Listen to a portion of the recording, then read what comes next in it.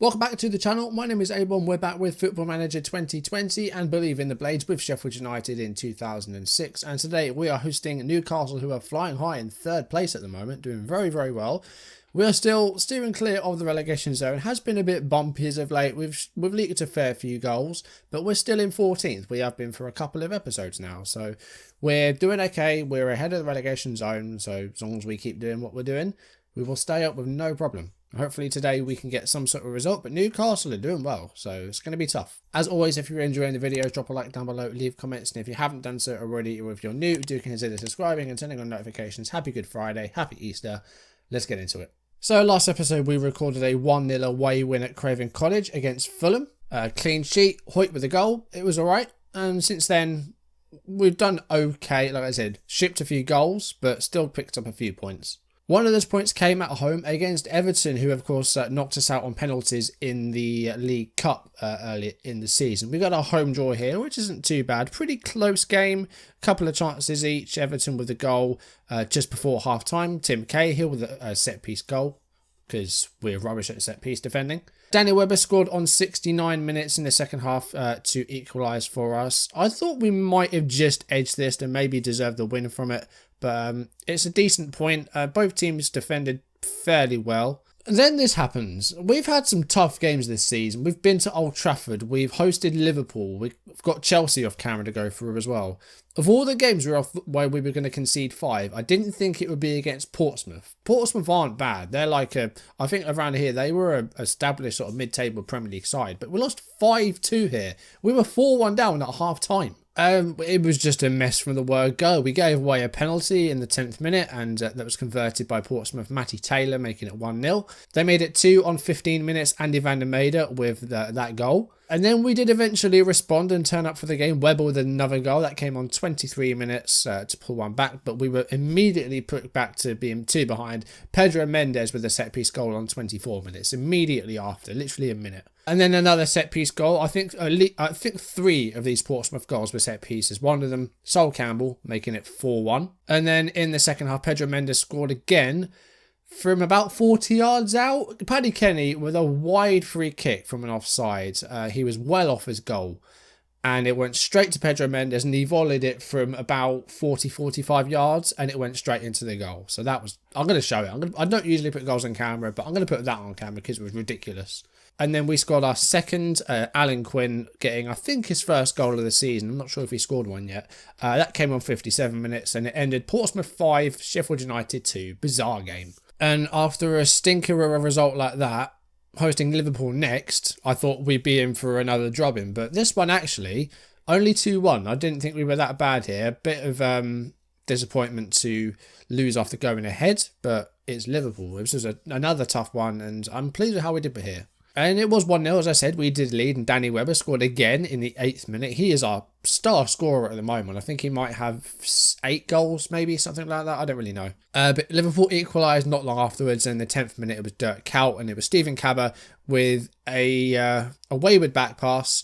Kuyt got on the end of it and scored. In the second half, Liverpool did go in front. Luis Garcia converting a penalty on 57 minutes. I miss Luis Garcia. He was one of my favourite Liverpool players in the mid-2000s. He was so cool and so fun. And like some of the goals he scored, or non-goals, if you're a Chelsea fan. Yeah, he was one of my favourites. Didn't do too badly here, but a home defeat, a little bit gutted. We did manage to record a win on camera, and that was away at Villa Park against Villa, who I think were bottom of the table at this point. They dropped off and were at the foot of the table. Would you know it? Rob Holst finally gets his first goals for the club, and his first 2 goals as well. He got a brace in the first half, 13th minute and the 23rd minute. Gets his first 2 goals for us and makes it 2-0. Quite a bit after that, and it wasn't until the 87th minute that we saw another goal, and it was Stelian Petrov with that one to make it 2-1. But we restored our 2-goal cushion. Webber with a late goal just a minute after Petrov's to make it 3-1. Holst gets his first goals. We were clinical in this one. We only had 6 shots at goal, and half of them went in. Villa had more shots, but they were good chances, actually. They created like 5 chances, but we defended really well. Kenny was good as well. Just a very solid all-round performance. And then we suffered our heaviest defeat so far as we lost 4-0 at Stamford Bridge against Chelsea. 37 shots to 6. They were just too good for us. Like Chelsea, 2006 Chelsea were a different level. Like Arjen Robben at 22 years old. Drogba was on the bench. Strangely, Shevchenko started. This was the best team in the Premier League at the time. Like Chelsea and Man United were the two best teams in the Premiership at the time. So 4-0 defeat. I can't be angry about that. Not against Chelsea. A strong start by Chelsea is they led 2-0 inside 17 minutes. Arjen Robben and then Joe Cole with the goals in quick succession to make it 2-0. Could have made it 3-0 after 20 minutes, but Michael Ballack's penalty was saved by Paddy Kenny. In the second half, Chelsea made it 3-0 through Robben with a 57th minute goal, his second of the game. And then in the 79th minute, Andrei Shevchenko gets his goal in the game as Chelsea make it 4. So like I said, we did pick up a few points, 4 to be exact off camera, 3 defeats, and 2 of them were pretty heavy defeats. I mean, in those 3 losses, we did concede 11 goals, but they were tough games. Liverpool and Chelsea were tough games. Portsmouth, I don't really know what happened to us. Like, we're not great defensively. Like, one-on-one defending, like in live play, we're fine. But set pieces, we are so bad at defending them. I don't think I've ever managed a team that's so bad at defending set pieces. But Newcastle at home today, they're doing well. They're in 3rd place and they've lost just twice all season and only drawn 3. 10 wins out of 15. Newcastle are not far off the top of the table. Man United lead by 6 points. The bottom's looking quite tight. There's only 4 points behind the bottom 6. And then we're quite a way ahead in 14th. So at the moment, I think we're still in the relegation scrap, but if we continue playing like we are, then we should be okay, hopefully. Like I said, I'll go for a point per game, and so far we're doing better than that. We've got 17 points from 15 games, so far I'm okay. I'm happy. Now, this isn't what I'm going to play because we had a midweek game against Chelsea, so we've only had 2 4 days break, so I'm going to have to rotate a little bit for this one. This might come back to bite me, but I've made quite a few changes, and I've also changed the system to a 4-4-2, with the winger pushed slightly further up in Benjamin Gengini, who's making his first start, as is Solomon Elimbe on the left wing. So we're going to go for a bit of a wider formation today, just because we've got a lot of players that are being rested. So we're going to try something different and see how this goes. This might go horribly because we haven't really tested this. We've tried it midway through a game, like after an hour, but we've never started with this. So hopefully the changing system doesn't backfire, but we'll wait and see. Let's see what Newcastle looked like around this time then. MacLeod was playing for them. I think we looked at this last time.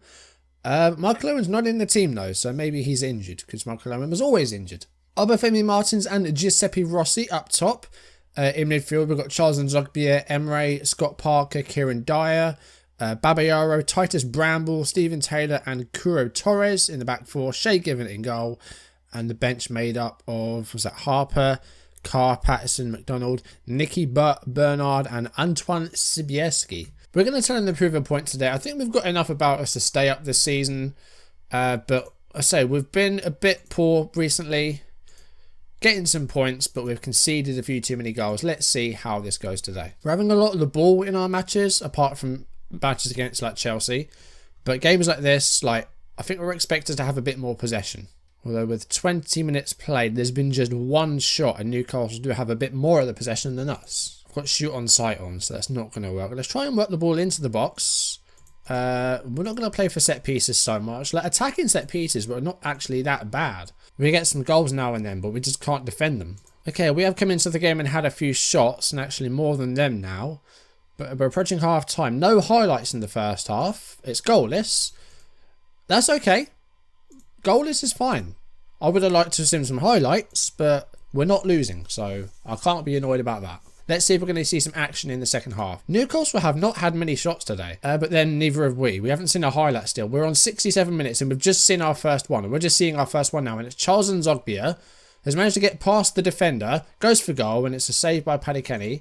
The wide men haven't worked today. Gengini's not done well. Eiffel's going to replace him. We're going to stick with the wingers, but we're going to change things up, put Eiffels on, and 71 minutes on the clock. It's our first highlight now, and here is Elimbe to Armstrong. He's replacing David Unsworth. Here's Ligertwood at right back, replacing Hoyt, who's rested. Eiffel, oh, off the woodwork.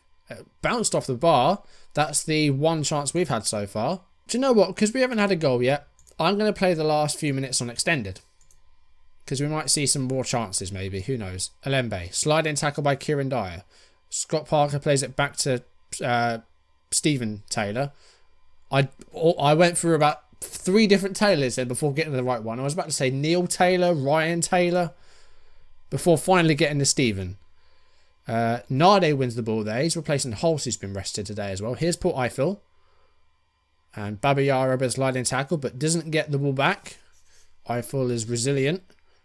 And he does have Ligertwood up as the overlapping fullback. Here he is. Chaplow to Quinn. And Richard Chaplow. Ball to Alembe, who scored in his debut. And he's going to get a penalty here, is he? It's going to VAR. This is going to be a penalty, surely. It is. Andre Mariner awards a penalty. Who's taking this? I'm assuming it's Webber. No, it's Quinn.